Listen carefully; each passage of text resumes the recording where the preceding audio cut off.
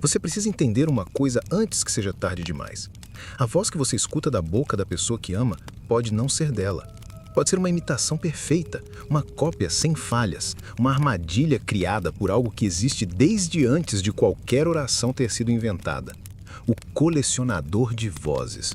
Não espera o momento certo para se revelar, porque você nunca vai vê-lo. Ele não precisa de corpo, não precisa de olhos, não precisa de forma. Tudo o que ele precisa é da sua voz, da sua fala, daquilo que sai de dentro de você e que torna sua alma reconhecível para os outros. A história dele não é contada em igrejas, não é registrada em livros, não é estudada em universidades, porque quem se aprofunda demais acaba falando com uma boca que não é mais sua, e quando percebem, já não adianta fugir.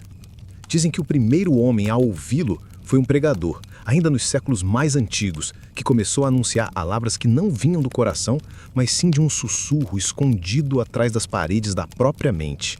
O pregador gritava sermões que arrastavam multidões, mas nenhuma daquelas palavras era dele. Eram todas moldadas pela criatura que colecionava vozes, como quem coleciona moedas, pedras preciosas ou ossos de inimigos.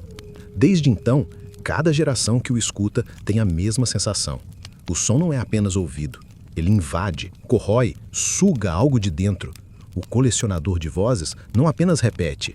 Ele vive da essência de cada sílaba que rouba e cada vez que usa sua voz contra alguém, é como se estivesse esculpindo um reflexo cruel da sua própria alma. Imagine ouvir sua mãe, no meio da noite, chamando pelo seu nome, mas quando você abre a porta, não há ninguém. Imagine receber uma ligação de um amigo pedindo ajuda, mas quando você atende, ele jura nunca ter feito a chamada. Imagine deitar ao lado da pessoa que você ama e no silêncio da madrugada ela se virar e dizer exatamente aquilo que você mais teme ouvir, com sua própria voz, como se fosse um espelho sonoro. Isso é o colecionador de vozes. Ele não aparece, ele substitui. Ele não surge, ele infiltra. E cada vez que alguém cai na armadilha, a voz original enfraquece até desaparecer. Muitos acreditam que quando alguém perde a fala sem explicação, quando a língua trava, quando a garganta adoece de maneira súbita, pode não ser apenas uma doença. Pode ser sinal de que a voz já foi levada, armazenada e usada em algum canto desconhecido da noite.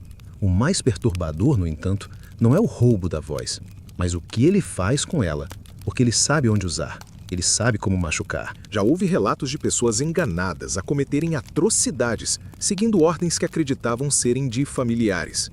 Já houve amantes separados, filhos afastados, irmãos em guerra, tudo por palavras que foram ditas em tons familiares, mas carregadas de intenção maligna. Ninguém consegue distinguir a cópia da original, porque o colecionador não só repete, ele sente, ele sabe a cadência, o calor, as pausas, as hesitações. Ele sabe o que uma mãe diria chorando, o que o marido confessaria no escuro, o que uma criança pediria em desespero. Ele é um ator perfeito, um parasita da garganta. E quanto mais próximo da vítima, mais convincente sua encenação. Você deve estar se perguntando por que ele faz isso.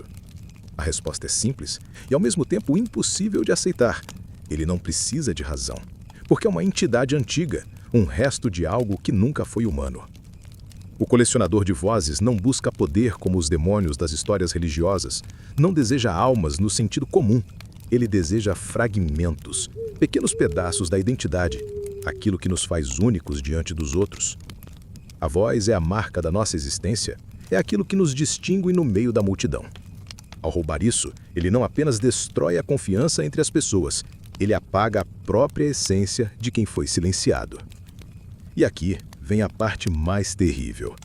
Ninguém sabe quantas vozes ele já tem guardadas. Alguns dizem que todas as vozes que ecoam em nossas cabeças quando pensamos alto, quando lembramos de alguém que já morreu, quando sonhamos e ouvimos nomes, podem ser restos do acervo dele, ecos de vozes já capturadas. Não é coincidência que, em sonhos, muitas vezes as vozes sejam claras, mas os rostos não. Talvez porque o rosto seja memória, mas a voz seja dele. Existem aldeias antigas no interior da Europa que tinham um costume macabro. Quando alguém morria, tapavam-lhe a boca com cera ou costuravam os lábios. Não era apenas para impedir que o corpo falasse, como dizem algumas tradições, mas para evitar que o colecionador viesse buscar aquela última fala, aquele último sopro de identidade. Os anciãos acreditavam que uma voz roubada de um morto podia ser usada para assombrar toda uma comunidade, e o silêncio era uma forma de defesa. Mas você sabe o que é mais assustador? Esse costume ainda existe em certas regiões isoladas, mas ninguém mais se lembra do porquê. O ritual sobreviveu sem explicação, como um eco de medo esquecido. Isso significa que, de certa forma, ele nunca parou de agir, apenas foi sendo silenciado pelo tempo. Ele ainda está por aí.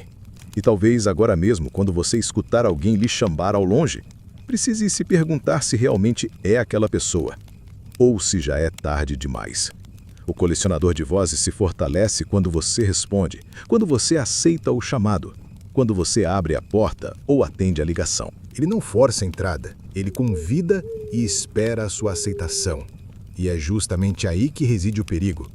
Porque quando você percebe que respondeu, já não é mais sua voz que ecoa de sua boca. É como se um eco falso se instalasse dentro de você, um reflexo daquilo que sempre foi, mas com uma intenção estranha, quase animalesca. Imagine estar diante de alguém que ama profundamente e, de repente, ouvir de si mesmo palavras que você nunca disse. Frases carregadas de veneno, acusações, insultos, confissões que jamais existiram em sua mente. Esse é o jogo do colecionador de vozes. Ele não se contenta apenas em roubar a sua fala, ele a transforma em arma. Muitos relatos antigos contam de aldeias inteiras destruídas, não por guerras, mas por mal-entendidos semeados pelo sussurro invisível dessa entidade. Famílias inteiras se odiaram da noite para o dia, irmãos levantaram facas contra irmãos, pais acusaram filhos de crimes impossíveis. E quando se descobria que a origem de tudo estava em palavras que nunca tinham saído da boca das pessoas, já era tarde demais. Porque enquanto a desconfiança floresce, o colecionador se alimenta. Há quem diga que sua presença pode ser identificada por um único detalhe: o som do seu próprio nome repetido ao longe, como se viesse de alguém que você ama. Mas não se engane, esse não é o chamado da pessoa, é o convite dele. O espírito imita entonações, detalhes sutis, respirações entre as frases, imita até pausas emocionais. É tão perfeito que mesmo os cães, sensíveis ao sobrenatural, hesitam, como se reconhecessem e ao mesmo tempo não reconhecessem a voz que ouvem. Um relato de 1842, em uma pequena vila do interior de Minas, descreve uma noite em que o sino da igreja começou a soar sozinho. Quando os moradores correram, ouviram do alto da torre a voz do padre chamando um por um pelo nome. Cada pessoa, atraída pelo chamado, subia até a escada estreita, mas, lá em cima, não encontrava ninguém. Apenas o silêncio e um frio de paralisar os ossos. No dia seguinte, metade daquela comunidade havia desaparecido, como se tivessem seguido uma ordem que jamais existiu. O colecionador não mata de imediato, ele saboreia. Primeiro, planta a dúvida, coloca pequenas rachaduras em relações sólidas. Você diz, eu te amo para alguém, mas essa pessoa jura ter ouvido de sua boca, eu te odeio. Você pede perdão, mas ela garante que ouviu você rir, zombando do sofrimento. A voz que deveria unir, confortar e criar laços, torna-se faca que corta fundo. E quanto mais você tenta provar sua inocência, mais ele coleciona fragmentos de sua identidade. Aqueles que sobreviveram a encontros com essa entidade afirmam que após certo tempo já não se reconheciam mais ao ouvir sua própria voz. A tonalidade, antes familiar, tornava-se estranha, desconectada, como se já pertencesse mais ao espírito do que a si mesmo. Alguns enlouqueceram, outros se calaram para sempre, acreditando que o silêncio era a única forma de escapar. Mas até o silêncio pode ser quebrado, quando o colecionador decide usar sua voz sem permissão, ecoando palavras que nunca foram ditas, arruinando reputações, destruindo confiança, espalhando medo. Pense em algo. Quantas vezes você já ouviu alguém afirmar que você disse algo que não lembra? Quantas vezes juraram que ouviram sua voz em outro cômodo quando você sequer estava em casa? Talvez tenha sido apenas um lapso de memória. Ou talvez já fosse o colecionador testando seus limites, sondando sua resistência. Ele não precisa de portas abertas. Basta uma dúvida.